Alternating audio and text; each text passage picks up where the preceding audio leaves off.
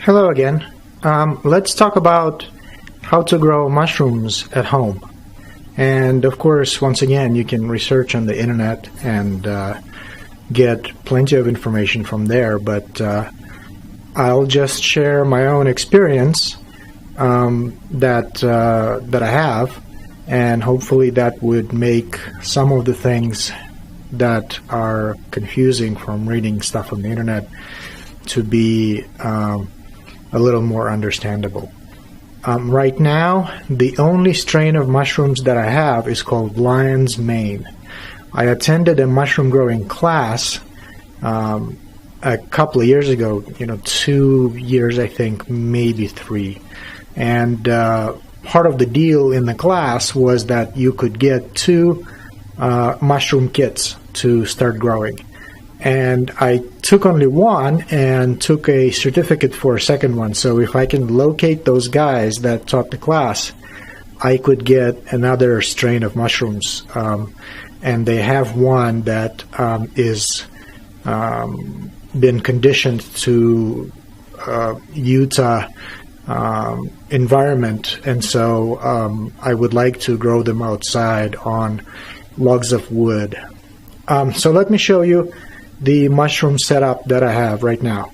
So let's see how I can flip this camera and show it to you. So here is a plastic container, and inside of it you see is what used to be a plastic bag, but I have since replaced the plastic bag with just shrink wrap, because the wood chips, the wood dust that was in it shrunk enough that it was pretty loose in the bag, so I rewrapped it. You see I have a device that is putting out humidity in here. I had a temperature and humidity gauge inside of here, and I am getting 98% humidity, which might be excessive. It could be that the top that I have with some packaging material in between, hoping that would allow fresh air to get in there, because mushrooms need humidity, fresh air, and on the internet it says that they actually do not like light, but in the class I remember the guys saying that mushrooms do need light, and that they themselves use LED lighting, for example, to provide light to the mushrooms that they grow.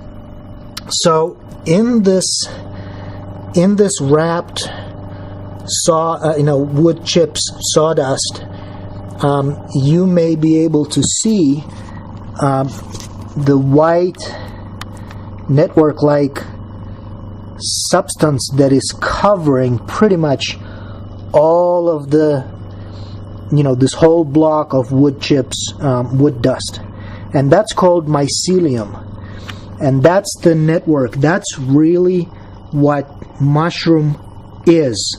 The mushrooms that you actually consume are the fruiting bodies of this network of the mycelium, and you can actually use bits of mushrooms to get mycelium started, especially if you get the cap with the part that contains the spores.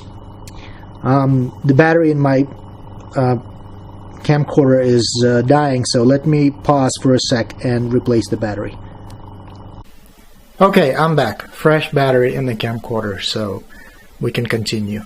So like I said already, you can actually get mushroom growing started by placing a bit of mushroom, whichever it is, shiitake, I forget other names that you could find in the store, the white button mushrooms.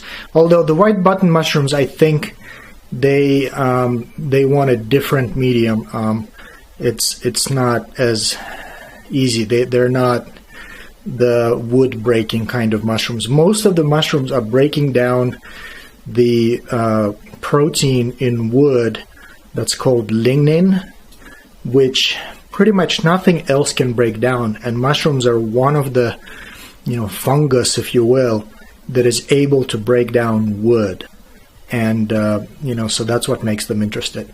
But you can get a bit of a mushroom, and what you will need is you will need wood chips or wood dust. There are some other materials that, if you read on the internet, that I mentioned, that you can use as the stratum, as the medium for mushroom growing. But right now I have the wood chips one growing for the lion's mane. I've been collecting my spent coffee grounds, so I'm actually hoping that I'd be able to get mushrooms growing on coffee grounds, because that is kind of a tough woody-like material from the coffee beans. So I'm hoping that that's going to work, but I haven't reached that point. But what I did is I did try to propagate the mushroom network, the mycelium, into petri dishes and actually into the coffee grounds stratum, so that I would have a starter, so that I could start another bag of mushrooms. Right now I have only one bag, and you can see it's not fruiting. I had it sitting in the refrigerator in a dark black bag, not growing. But recently I got it restarted, so I'm hoping that the mycelium will wake up and start to produce some fruit bodies, some mushrooms. So let me show you what I got in terms of petri dishes, and provide a little bit of explanation. So let me flip the camera.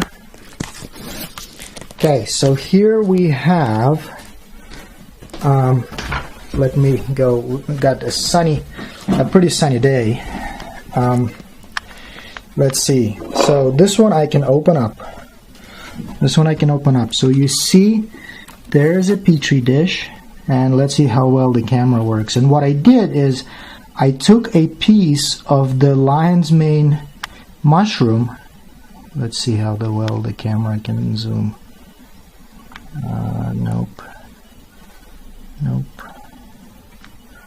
And you see there is moisture inside because I sealed the petri dish with shrink wrap. Of course, there is special material that you are technically supposed to use. Now, these petri dishes contain the seaweed-based substrate that is used in biology to grow bacteria and to grow things in a petri dish. The petri dish itself and the seaweed material that I forget the name of it right now. I would have to locate the bag and be able to tell you. But if you search on the internet about growing stuff in a petri dish, you will no doubt encounter the name.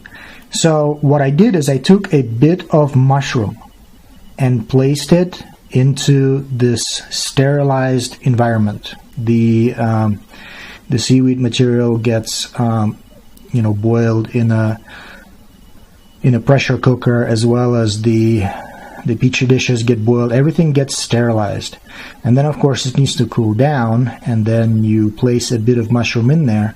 And it's hard to see, and maybe because it is bright in the sun, but there's a network. Of course they're now discolored, so I don't know if they're good anymore. Like this one, for example, is pretty interesting because it looks like the mushroom continued to grow inside this petri dish, and you can see there's a whole branch that it grew to the side. So this one, I would say, and there's white stuff on top of the on top of the medium. So that's the mycelium, and it was trying to actually produce a fruiting body. It grew a branch here. So this one is probably good as a starter. And then this one looks pretty good too. It's spread out because the little piece that I placed was a tiny piece. And look, the mushroom grew out, and you have the white stuff of the mycelium. And let's see what's going on inside this one. There's water. Yeah, this one is not as dramatic, but you see the white mycelium in there. So I am impressed that the mushrooms have held up, and because it's been a while since I did it. So then what I also did is, and by the way, here's an example of a petri dish that wasn't sealed, and you see there's a dot. That's or even this one, you can see there's that's contamination. That's other bacteria that has reached into the petri dish and grew there. So what I did is, I'm not sure if I used bits of mushroom or if I used mycelium from a petri dish. I think I used bits of mushroom, and I've inoculated these sterilized coffee grounds, and let's try to find one that shows clearly white mycelium. So you can see there is white mycelium growing in there. So this was also sterilized. These are little tiny baby food jars that I filled with spent coffee grounds and sterilized in a pressure cooker. Pressure cooker is really the home available method to sterilize. I forget how long you run the pressure cooker, 30 minutes at least, maybe longer, to sterilize. And of course it depends on what you are sterilizing, how big the items are. And you put a little bit of water in there, and you put the items that you want to sterilize, and you pressure cook those items. And the way these work is that I drilled a hole on top of the lid and used a little bit of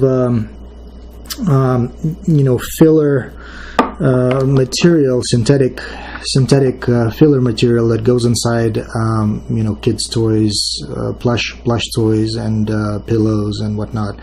So, but that was also sterilized, and that's there so that the inoculated medium gets air. Of course, I don't know how much air does it get that way, but there's also water in here, and you see it's inside of a pretty tightly sealed container, and I've done this a while ago, so the water is not escaping, and I've been keeping this in the refrigerator.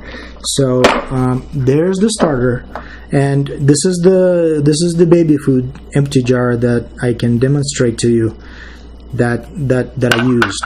So the next step for me would be to fill a plastic bag with either the wood chips and wood sawdust, or, like I said, I'm planning to try out the spent coffee grounds and to inoculate that with one of these little baby jars that has a mycelium developed in it.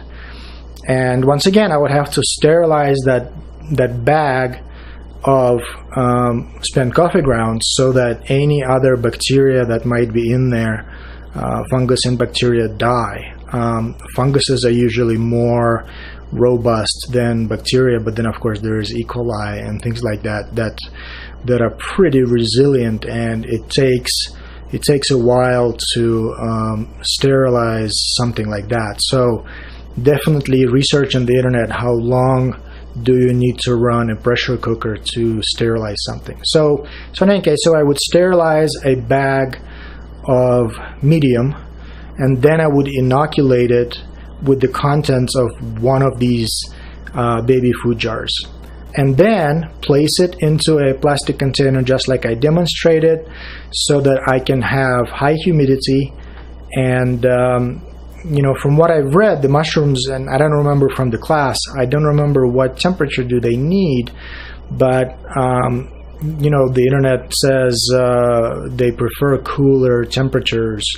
But right now I have them by the window. Of course, this is winter time, so it's not really all that warm inside the house. You know, perhaps about 20 degrees Celsius during the day and less than that at night.